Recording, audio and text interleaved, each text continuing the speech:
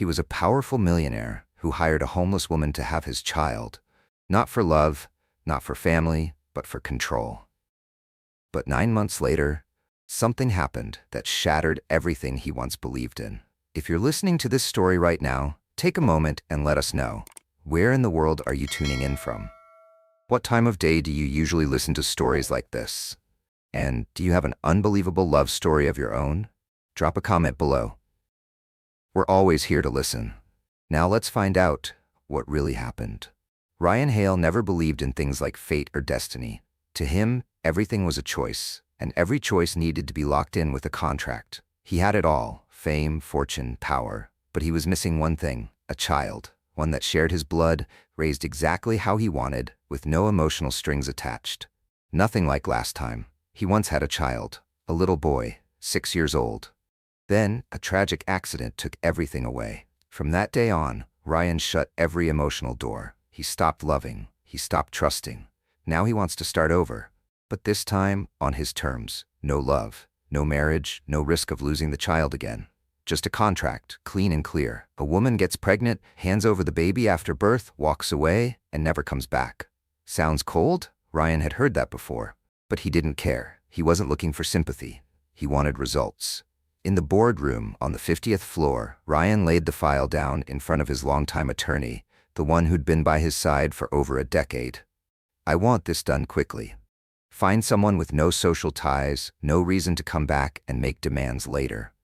A homeless woman, for example." The lawyer didn't blink. He just asked plainly, "Do you want to handpick her, or should I make a recommendation?" Ryan leaned back in his chair. His voice was dry. "As long as she's healthy and willing to sign the contract." A few seconds of silence. Then the lawyer nodded. "I know someone who fits, but you should meet her yourself." "What's her name?" Ryan asked. "June. June Callahan." The next evening, the rain came down hard. Ryan sat in his sleek black SUV parked outside an abandoned train station on the west side of the city, where the homeless set up makeshift shelters under tarps. He wasn't sure what he was expecting. But then, through the speckled rain on his window, he saw her. A young woman, thin, curly, tangled hair hiding half her face. She crouched by a wall, not begging, not calling for help, just drawing. Rough pencil strokes on a crumbling stone wall. A mother holding a child, her eyes lost in the distance. There was something in that quiet moment that unsettled Ryan. He lowered the window. "You." June turned her head. Her gaze was cold like the night air, but not lost. "What? You want to change your life?" She let out a dry laugh. Rain ran down the collar of her torn jacket. Lines like that usually come with a catch. "What do I have to do?" Ryan didn't smile. He spoke like he was in a boardroom. "I want to meet you tomorrow, somewhere better than this. I have a proposal. You won't have to do anything you don't want to, but if you're not interested after hearing it, I won't bother you again." June was silent for a few seconds, then pushed herself up from the ground. No nod, no refusal, just one sentence. "I don't have a phone. If you want to meet, you'll have to come get me." Ryan gave a single nod. The window slid back up. The car pulled away slowly, and June stayed where she was, soaked hair clinging to her face, watching him go. The next morning, right at 9 a.m., the SUV returned. June got in, wearing an old coat, worn but carefully folded. The car turned through damp streets, still glistening from the night's rain. June sat quietly, eyes tracing the high-rise buildings flashing past the window. Everything seemed to be moving faster than she could process. They didn't speak the entire ride to the hotel. And when she stepped into the high-floor meeting room with its polished wooden floors, June almost forgot what it felt like to belong in a world that was clean, structured. The room was quiet, the lighting soft. On the table sat a 12-page contract. June took a seat across from Ryan, her eyes never leaving him. "Let's be direct," he said. "I want a child. I don't want love. I don't want marriage. I had a family once and I lost it." He paused. "This time, I just want someone to help me have a child. No emotions, no strings." June stared at the glass of water in front of her. "And I'm the perfect candidate because I've got nothing to lose, right?" Ryan didn't deny it. "I need clarity. You need a chance. We can give that to each other." She looked him straight in the eye. "You'll control everything? Medical, housing, safety, legal, you'll be fully taken care of. But when it comes to the child, I'll raise them. You'll leave after the birth and receive enough money to start over. Start over? June let out a small, dry laugh. I've never even had the chance to start. She stood, walked to the window, and looked down at the city below. She wasn't a dreamer, but questions crept into her mind, ones she never thought she'd ask herself. Part of her wanted to walk away, to hold on to something that felt like dignity, but the other part thought about her brother, stuck in rehab, behind on payments, about how Leitma never got the treatment she needed. How much? She asked without turning around. $200,000 after the birth. And if I change my mind? Ryan stayed calm. We have a contract. Both parties are legally bound. No one can change the terms after signing. June turned to face him, arms crossed. You're not afraid I'll run? You have nowhere to go. That line froze the room for a moment. Ryan hadn't said it cruelly. It was just a blunt truth, and they both knew it. June walked back to the table and picked up the contract. Her eyes skimmed over the dense print. No custody rights, no contact after birth, no interference. Nothing surprising. But seeing it in black and white, in her own hands, it still stung. I have one condition. She set the contract down. During the pregnancy, I want the right to draw, keep my artwork, and not be cut off from the outside world. You're an artist? Not anymore. Her voice was quiet, but I want to hold on to that part of myself. Ryan nodded after a few seconds of thought. I have no reason to deny that. She sat down. Her hand trembled slightly as she picked up the pen. But the signature was firm. Once she signed, Ryan did too. The soft click of the pen on the table sealed it. The story was set in motion. You'll be moved to a private residence tomorrow morning, he said, handing her a card. It has the name of your coordinator, your medical schedule, and everything you'll need. From this moment on, you'll be fully taken care of. June looked at the card, then at Ryan. You know, she said slowly, you should have been in the marriage contract business. You'd be great at it. Ryan's mouth lifted slightly, not quite a smile, maybe just a reflex. And you, he replied, maybe you were meant for something else entirely. But sometimes life doesn't care what we were meant for. It just finds us at our weakest moment. June gave a small nod. She didn't agree, but she understood. On the table, their two signatures sat side by side. It wasn't a pact between two people. It was a handshake between two souls trying to buy their way back into life, each in their own way. The next morning, the rain had stopped, but the air was still thick with the dampness of a long night. June stood under the old awning one last time. The place where she used to curl up in a worn-out coat, where she used to sketch with a stub of pencil on the cold wall, now blank. She had folded her tarp and blanket neatly, tucking them into the corner like a quiet goodbye to a former version of herself. The black SUV pulled up right on time. The driver stepped out and opened the door. It wasn't Ryan. It didn't have to be. She understood now. From here on out, anything connected to him would come through someone else. Precise, impersonal, distant. The car moved through main roads, leaving the old neighborhood behind. June sat still, gripping the frayed strap of her backpack. She hadn't brought much, just a few worn clothes, a sketchbook, and a single pencil with just enough tip left to capture one last scene, if she needed to. She didn't ask where they were going, and the driver didn't say. But as the car glided past trimmed flower hedges, automated iron gates, and granite-tiled driveways, June knew she had left her world behind, crossed into another dimension, where everything glittered and nothing felt warm. The mansion sat at the end of a tree-lined road, silent and proud, like a man who didn't need anyone to come close. When the car stopped, a woman in business attire stepped out from the front door, offering a perfectly measured smile. Welcome, Miss Callahan. I'm Linda, the house manager. I'll be overseeing all daily matters during your stay here. Her voice was gentle, her face friendly, but her eyes watched carefully, like she was quietly taking notes on every move this unfamiliar guest made. June nodded without speaking. She wasn't used to people opening doors for her, even less so being called by her last name. Linda led her down a marble-tiled hallway, past a living room with an electric fireplace and expensive artwork hanging neatly on the walls. Every step echoed softly beneath them, each footfall sounding just a bit too alone.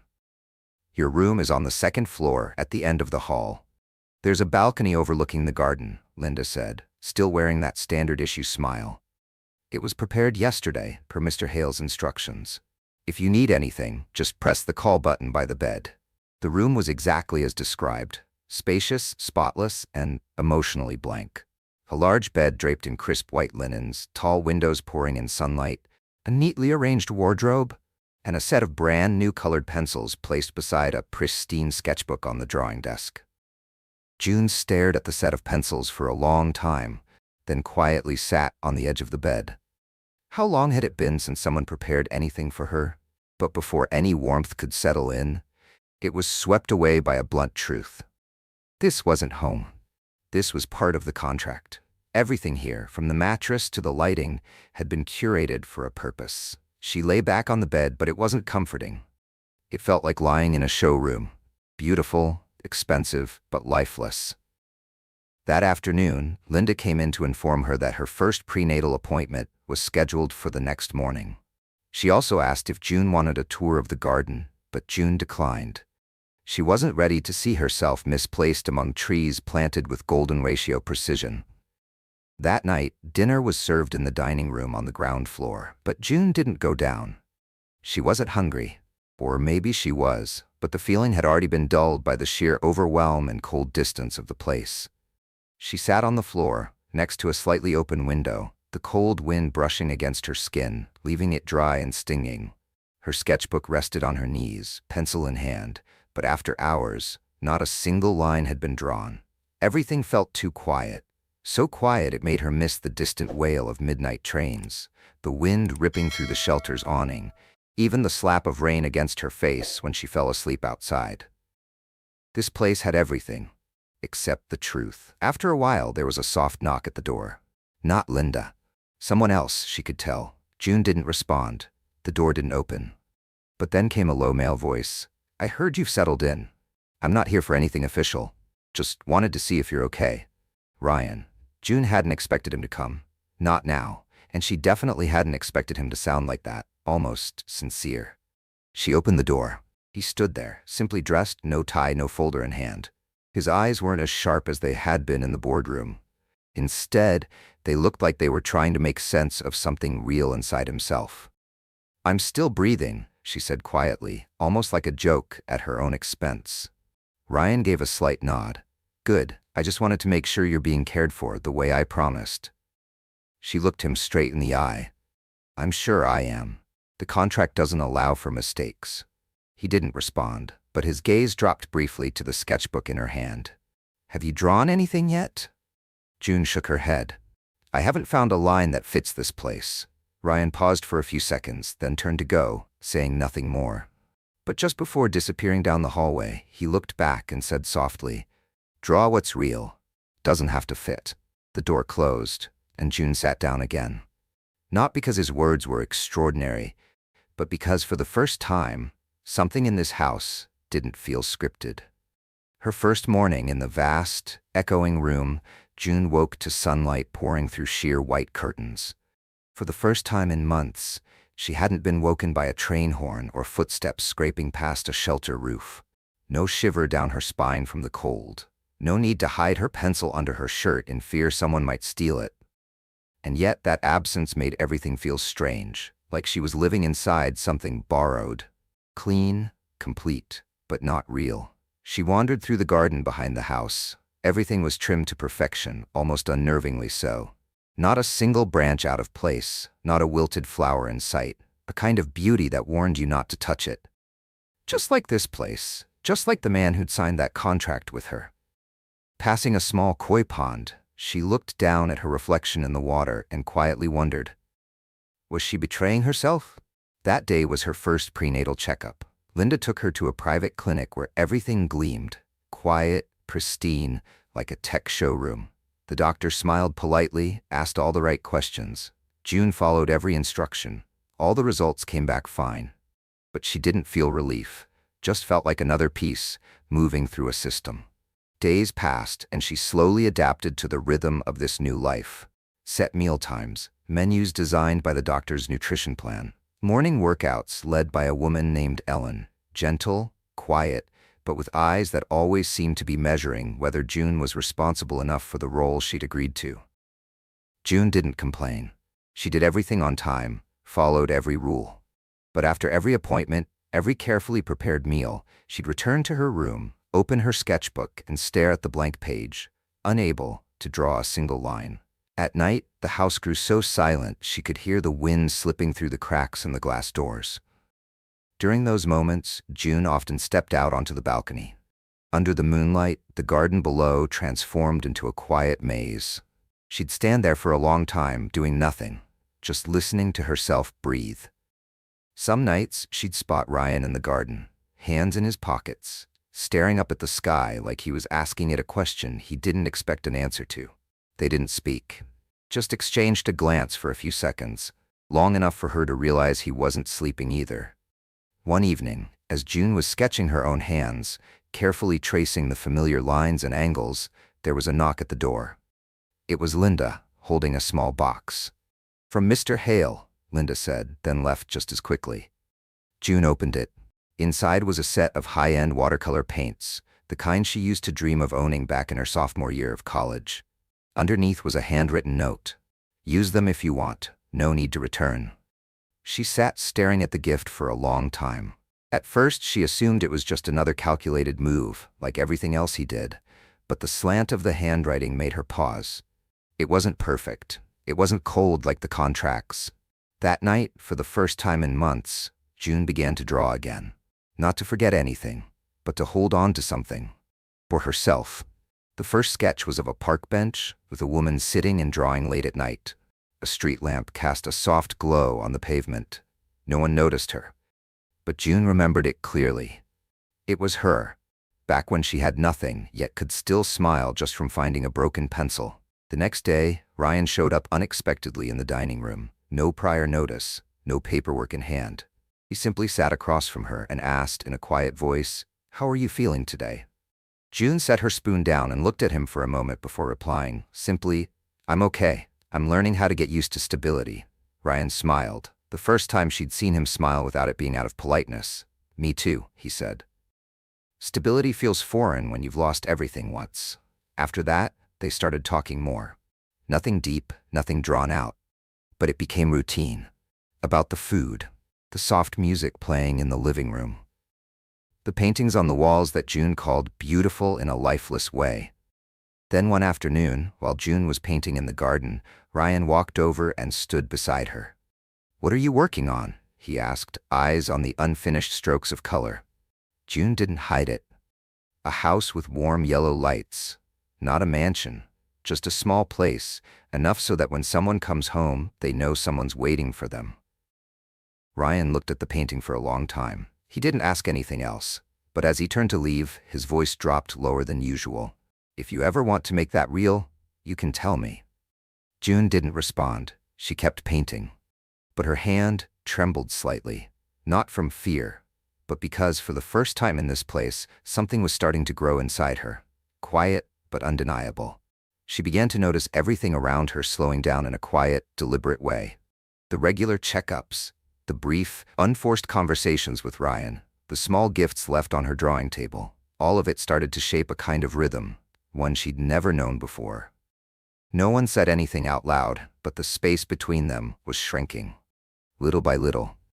She thought she was handling it well, still keeping her boundaries, still clear-headed, still remembering exactly why she signed that contract in the first place.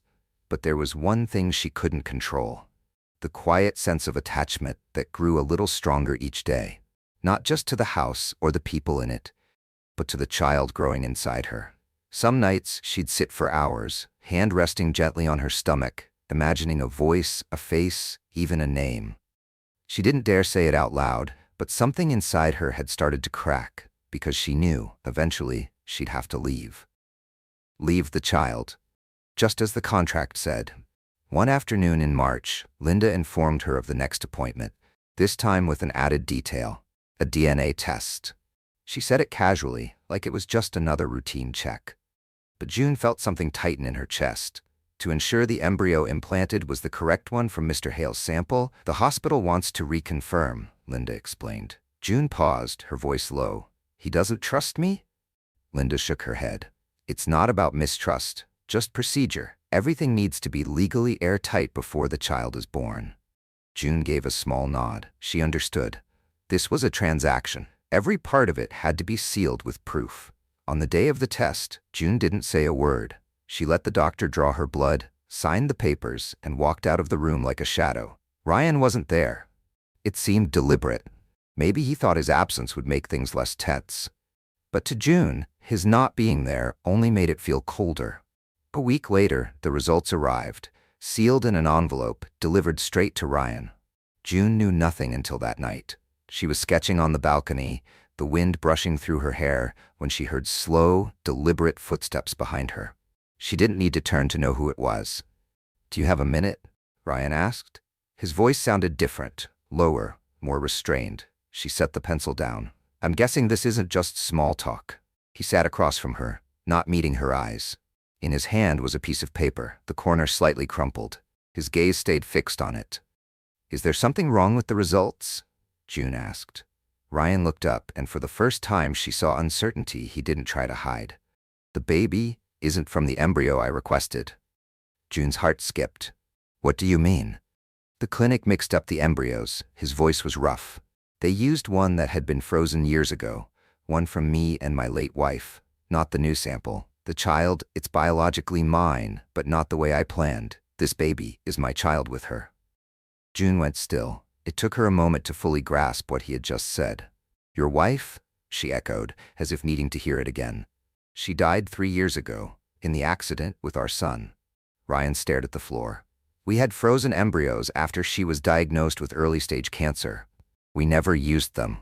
But the clinic, they didn't double-check." She felt something break inside her chest, not because the child carried someone else's genes, but because she realized just how deeply this was shaking Ryan. The man who always controlled everything was now sitting across from her, unraveling, like someone who had just lost all grip on the world. "So, what do you want to do now?" The question slipped out of her mouth, her voice trembling just slightly. Ryan didn't answer right away. He stood, paced a few steps, then stopped. "I don't know. I really don't." His fists clenched at his sides. "I was prepared to raise a child under complete control. No ties, no history. But this is my child with Emma. A piece of the family I lost. I'm not sure I'm strong enough to face that." June watched him for a long moment, and in that quiet, she no longer saw the cold, calculated millionaire. She saw a man standing face to face with his old grief, forced to relive it in the most unexpected, painful way. "What about me?" she asked, quiet but clear. "What am I in all of this?" Ryan turned. This time he met her eyes and didn't look away. "You're the only one left in this connection, the one carrying the life I never thought I'd see again." Neither of them said anything after that. Just the wind brushing through the balcony, rustling the leaves like some distant, wordless comfort. When Ryan left, June stayed seated for a long time. Inside her was a storm without a name. But among all the tangled emotions, one truth stood clear. She couldn't keep pretending the child inside her was just part of the contract. Not anymore. Not after this. Not after feeling it, the tiny heartbeat, the subtle movements, the quiet presence that had begun to shape her from the inside out. And she couldn't. Not when this child was the last remaining piece of a love Ryan once had. A love he never spoke of. But maybe never truly let go. 3 days passed since the conversation on the balcony, and June hadn't seen Ryan. He didn't show up at meals, didn't leave a note, didn't send another gift. The mansion felt quiet, as if nothing had ever happened. But June knew better. Beneath the silence, a storm was gathering. Linda continued to care for her, sticking strictly to protocol. But June noticed the change. The warmth was gone. Everything the house manager did was by the book, precise to the point of stiffness. No more soft questions, no more gentle looks when June came back, exhausted from a checkup. June didn't blame her. She understood. She was no longer just the contract surrogate. Now she was a variable. An unexpected piece that no longer fit into anyone's carefully drawn plan. On the 4th morning, while June was in the garden sketching a half-imagined portrait of the woman named Emma, Linda appeared, more serious than usual. "Mr. Hale would like to see you. Right now. 3rd floor reading room." June closed her sketchbook and stood. She didn't ask any questions. The third-floor reading room was a space Ryan had never taken her to before. It was quiet, with dark wood-paneled walls, the faint scent of old books, and soft amber light. When she entered, he was already there, hands resting on a folder. His expression wasn't cold anymore, but it wasn't easy to read either. "Thank you for coming," Ryan said first. June sat down, keeping her posture steady. "I'm guessing this isn't a casual chat," he didn't stall. "I asked for a full investigation into the IVF process from 3 years ago, the embryo storage history, the patient list, and every handling of my sperm samples." June's brow tightened, an uneasy feeling rising in her chest. Ryan looked her straight in the eye. "June, you weren't the first to receive this contract." She froze, not from shock, but because her heart was already bracing for where this was going. And it wasn't anywhere good. "There was another woman. Her name was Naomi Quinn. 2 years ago, she agreed to the same terms as you." The contract was signed, but before the procedure could happen, Naomi disappeared. June whispered. "Disappeared?" "She vanished from the residence I arranged just a few weeks in. No trace left behind. My lawyer tried to follow up, but no one could find her. And because the contract hadn't reached the embryo transfer phase, there was no legal ground to open an investigation." June swallowed hard, her throat suddenly dry. "At the time, I assumed she ran," Ryan continued. "I was buried in work. I let it go. But after everything with you, I started to wonder if it was more than just a disappearance." He slid the folder toward her. "I hired someone to look into Naomi again, and this is what I found." June opened it. Black and white photographs, medical records, official transcripts. One photo stopped her cold. Naomi with curly hair and eyes so deep and sad they looked disturbingly familiar. Too familiar. She turned the page. ADN test report. Mother's name, Naomi Quinn. Child's name, unknown. Place of birth, a now closed private maternity clinic. June's fingers tightened on the edge of the folder. "She had the baby," she said, "and hid it." Ryan nodded. "That child shares my ADN." June looked up. "So that means—" "She kept the baby," Ryan said, "and disappeared with it. Maybe she didn't trust me. Maybe she was afraid." The room fell silent. June couldn't name what she was feeling. She wasn't used to jealousy. But something inside her stirred, a quiet, uneasy tremor of fear. "And now I don't know how to face any of it." Ryan admitted, his voice tired. "I once wanted a child I could control, one free from risk. But the truth is, I already have a child out there somewhere, and another one growing inside you, carrying the memory of a woman I once loved." June looked down at her belly. The baby was still moving, quiet, steady, alive. And then she whispered, "And neither of those children were truly wanted by you. Not in the way that matters." Ryan didn't answer, but the look on his face said everything. June stood. "I don't know what Naomi was thinking when she ran, but if it were me, I wouldn't have done the same." Ryan looked up. Their eyes met, this time without looking away. "Because I believe this child deserves to be born into truth. Not as part of a plan, not as a clause in a contract, not as an extension of past grief, but as a life of its own, with the right to be loved, simply for being." Her voice trembled slightly, but her words were steady. "If you want to face the truth, start by not running from it." Ryan stared at her for a long time. He said nothing, but in his eyes something shifted, slow, subtle, but real, like a sheet of ice beginning to crack with the first thaw of spring. June left the room carrying something cold inside her, but she also carried something else: courage. The truth might be harsher than she imagined, but it was the only thing powerful enough to change everything. If you were brave enough to face it. 3 days after the conversation in the library, June didn't see Ryan again. He stopped showing up at meals, left no notes, didn't respond when Linda tried to pass along her messages. The mansion returned to what it had always been at its core: complete, quiet, and utterly devoid of feeling. June stopped drawing. She no longer wandered the garden. Instead, she spent most of her time in her room, flipping through the notes in her medical file, revisiting the ultrasound images, each developmental milestone, each cold line of data recording the baby's heartbeat, weight, and position. Everything was accurate. Everything followed protocol. But the more she looked, the more it suffocated her. She began to realize the only thing in this place without a process, without a plan, was her own heart.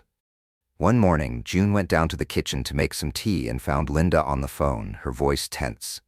Yes, I understand. But Mr. Hale hasn't responded to any messages in 2 days. The doctor's schedule is shifting, and the court date can't be pushed again. Yes, I'll update you if there's any change. Linda hung up, turned around, and locked eyes with June. They stood silently for a moment before Linda stepped closer and asked gently, "Do you know where Mr. Hale went?" June shook her head. "He disappeared?" Linda nodded, and for the first time, real concern showed on her face. "Since receiving the documents from the legal office, I think the situation with the other woman overwhelmed him." "He's not overwhelmed," June said, her eyes drifting into the distance. "He's used to running. Every time something breaks the plan, he retreats, quietly, precisely, just like he runs his company." Linda stayed quiet for a moment, then sighed. "I don't know if he's coming back, but if you need anything, I'm still here." June looked at her, and for the first time saw it clearly. Linda wasn't just a professional. She, too, lived among the emotional wreckage Ryan left behind. She wasn't just following protocol, she cared. But she cared like someone who'd seen him fall apart, maybe more times than June had imagined. That night, June couldn't sleep. She wandered the second-floor hallway, quiet as a shadow. Passing the reading room, she noticed the door slightly ajar, the light still on. Inside, Ryan sat slumped, shirt wrinkled, forehead resting on his hand, eyes sunken. On the table in front of him was an old photo album, worn, dark brown, the leather edges peeling. She stepped inside. Didn't knock. Ryan looked up. His face was drawn, but he didn't look surprised to see her. "I'm sorry," he said softly. "I didn't know how to face you." June sat down across from him. "You don't need to apologize, but you do need to be present." Ryan nodded, eyes still fixed on the album. He turned a page. A photo. Emma holding a brown-haired boy, both laughing under the sun, the ocean behind them. "She used to be everything I had," he said, voice tight, "but I never really knew how to hold on to her. Even when she was alive." June didn't say anything. She just stayed there, listening. "After the accident, I thought the only way to survive was to shut everything down," Ryan went on. "And when I met you, I didn't see a person. I saw a solution, an answer to a problem." Then he looked at her. Really looked. "I hurt you, didn't I?" June nodded slowly. "Yes, but I don't blame you for hurting. I'm just disappointed that you used that pain as a reason to stop trusting anyone." The room went still. Then Ryan spoke, and it sounded like a confession. "I don't know how to trust anymore." June leaned forward, elbows resting on the table, her eyes locked on his. "Then start by believing this. Not everyone wants something from you. I don't want your money. I don't need your gratitude. I just need to know that this baby won't be treated like a mistake or a system error." She paused, then said softly, "He's a human being, Ryan, and he needs a father." Ryan lowered his head. After a moment, he spoke, voice rough and low. "I loved my first son more than anything, but I never told him that. I thought he knew, and now I don't get to say it anymore. If I get a second chance, I don't want to make the same mistake." June didn't answer. Instead, she stood, walked around the table, and gently placed her hand on his shoulder. "Trust doesn't come from a contract," she said softly. "It comes from showing up, even when you're not ready." Ryan looked up. His eyes were red, but deep inside them, something had returned. Something June thought had long vanished from him. Life. That night, she returned to her room as dawn was breaking. She placed a hand on her belly, feeling the baby shift, just slightly. Trust can be broken. But humanity, if even a shred remains, can still patch the cracks. If someone is willing to come back. And she believed this time Ryan would truly come back. Not as the man in control, but as a father. A man. The one who stayed. The final month of pregnancy came gently, yet heavy. Checkups became more frequent, the monitoring schedule updated weekly, and the house buzzed with a quiet urgency. But inside June, everything slowed. Like she was walking through a wide, open field, not wanting to reach the end, but knowing she couldn't turn back. Ryan changed, quietly. He no longer avoided dinners. He didn't say much, but whenever June entered the room, he stood to pour her water. He placed napkins beside her plate, pulled out her chair, small things, barely noticeable. And yet they caught in her throat every time. One morning, she was sitting in the living room, reading over birth prep materials. Ryan walked in, holding a stack of papers in his hand. "There are a few things I want to say before the baby is born," he began, voice steady but slow. I've removed the no contact after birth clause, and the condition that you must leave immediately afterward. That's gone too. June looked up. Why? Because I understand now. This isn't just about me anymore, and it's not a contract I get to tear up or keep depending on what suits me. He sat down across from her. If you want to leave, I won't stop you. But if you want to stay as the child's mother, I'll make space for that. June stared at him for a long time. Her heart was pounding, but her mind still carried the scars of everything that came before. You think I should just forgive all of it? She asked. That everything cold and calculated in the beginning can just be erased by a few kind sentences? Ryan didn't deny it. I don't think that, he said. I know I treated you like a plan, and I know no one teaches us how to fix something once the damage is already done. But if starting over is possible, I want to do that, this time, with you. June didn't answer. She simply tightened her grip on the papers in her hand, then said quietly, "Let me think about it." A few days later, as the first summer breeze slipped through the window, the pain began, not sudden, not sharp, but steady, like a quiet signal that something irreversible was about to unfold. Linda called the car. Ryan canceled every meeting. Together they took her to the hospital, for the first time, united in purpose. Not for the contract, but for the life that was finally ready to arrive.